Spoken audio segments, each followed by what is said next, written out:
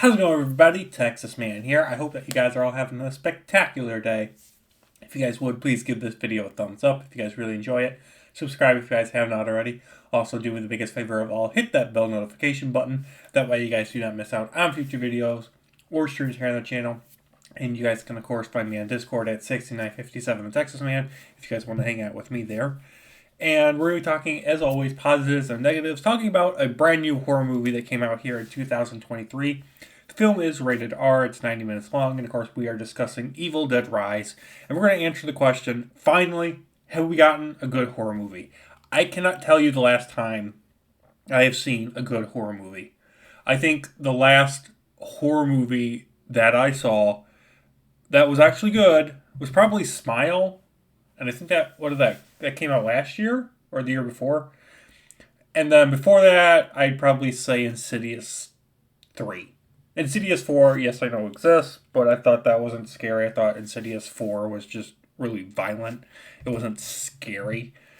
And so I've been looking for a movie to scare me, give me some goosebumps, some tension-filled moments.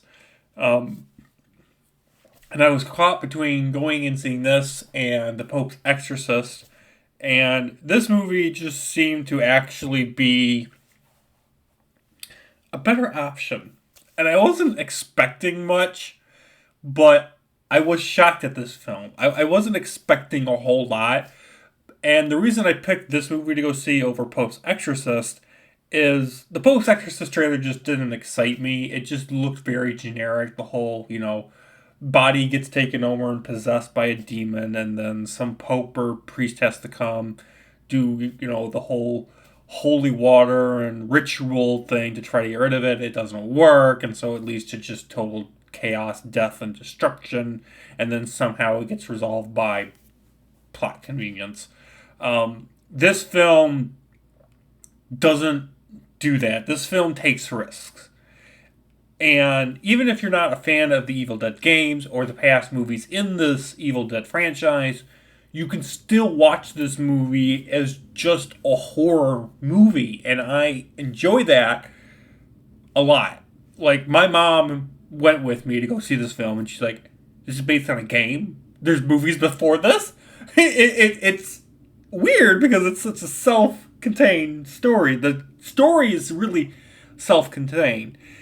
It is localized within an apartment complex. Like I said, this movie is only 90 minutes long. So it spends a great deal of its time within the apartment. Then it goes and branches into the hallway. It branches into an elevator of the apartment complex. And the final battle takes place in the parking garage. But it's all claustrophobic. And that's what horror movies, I think, have been missing for the past 10, 20 years is using the limited space that you have at your capability and writing a script around that instead of it being an open world RPG horror game that a lot of movies are trying to do now. And it just makes the tension go away when you have an open world like setting. But when it's claustrophobic and you're stuck in a tight space such as an apartment complex, it makes the tension, the gore, the blood, the violence better. It makes it where you have better pacing. It forces the actors and actresses to actually have to work. This film, because of that, also now has to have camera work that works really well, and this film does that in spades. The CGI is amazing. The practical effects have to be good, otherwise people will point those out. And this film does all those times 10 really well. The film, I will say, has too much violence. It just has too much violence for violence sake, and I didn't understand why it needed to be. There comes a point where it's like, okay, the violence, you get numb to it. It's so violent that you're just watching the movie, and you're either just like bored, or you're just memorized, or you're just like, okay, can we pick up something? Can we move on past all the blood and gore? I want to get back to the characters or something.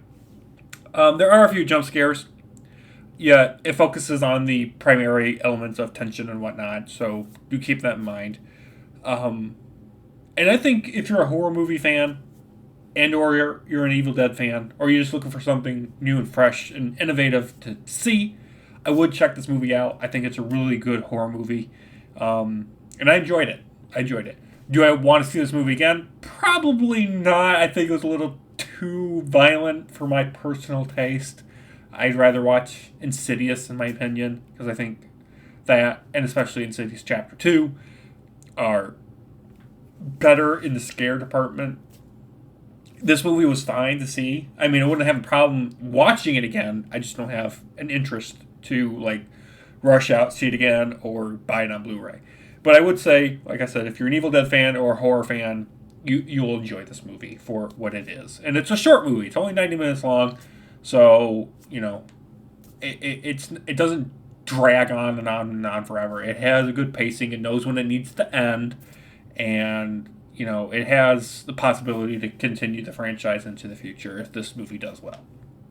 So with that, I'm going to give Evil Dead Rise from 2023 a score of 8 out of 10. Thank you guys for watching. Have a great day. I'll see you guys next video or stream. Peace.